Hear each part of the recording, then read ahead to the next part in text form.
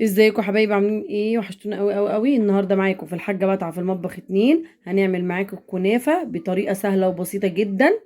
وايه رايكم في الفانوس الجميل اللي معانا ده؟ بصوا، ده حماية الله يرحمه، ودي حماتي. نقرا لهم بقى الفاتحه ويرحم اموات المسلمين جميعا. يلا بينا. هات الكنافه بتاعتنا. بصوا طريه ازاي وجميله، شايفين؟ بصوا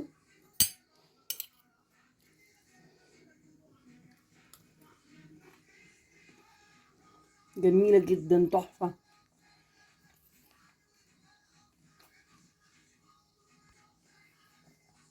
يلا بينا نعمل معاكم الكنافه. معاكم شربات الكنافه 3 كوبايات من السكر بنفس المج ده، عليهم كوبايه ونص من الميه بنفس المج، ونص ليمونه معصوره، وهنحطهم على النار لمده 3 دقايق يغلوا.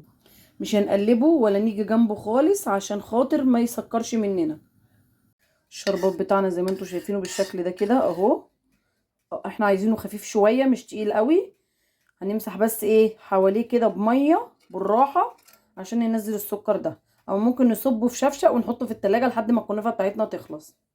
هنعمل بقى البودنج اللي هنحشي بيه الكنافه بتاعتنا. معانا نص كيلو من اللبن، هننزل عليه ب3 معالق من النشا،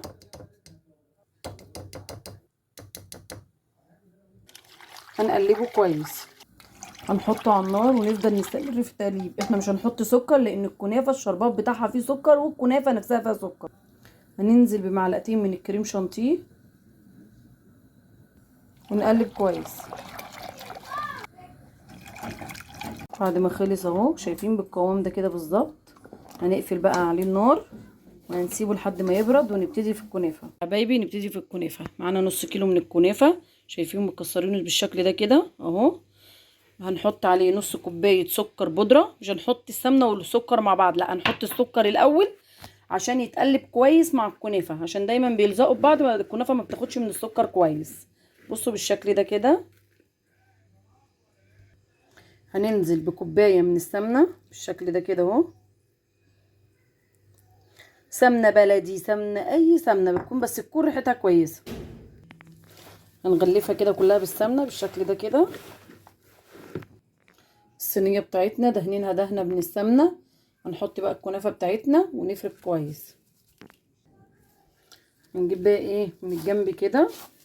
بصوا من الجنب كده نعمل جنب في الصينيه ونلف بايدينا كويس. نفضل نلف كده بايدينا كويس. احنا هنغطي تاني الجزء اللي في النص ده، بس احنا عايزين ايه عشان البودنج بتاعنا لما نعمله ما يطلعش المهلبيه بتاعتنا بالشكل ده كده. هننزل بقى بالبودنج بتاعنا في الصينيه بتاعت الكنافه. خلصنا الكنافه بتاعتنا اهو، حطينا البودنج، طبقه البودنج، وبعد كده حطينا ايه بطبقه الباقيه الكنافه. بصوا بالشكل ده كده.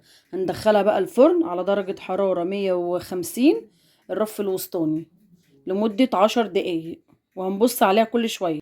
الكنافه بتاعتنا اما طلعت هي من الفرن، شايفينها شكلها عامل ازاي، جميله ازاي. هنسقيها بقى بالشربات بتاعنا بالشكل ده كده.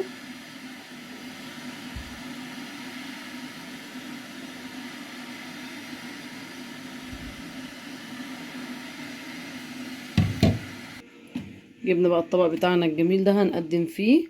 هنقلب فيه الكنافه بتاعتنا بالشكل بتاعنا الجميل ده، شايفين اهي. مش محتاجه تاخد شربات تاني. بصوا، ما ننساش لايك وشير ونفعل الجرس في الحاجة بتاعه.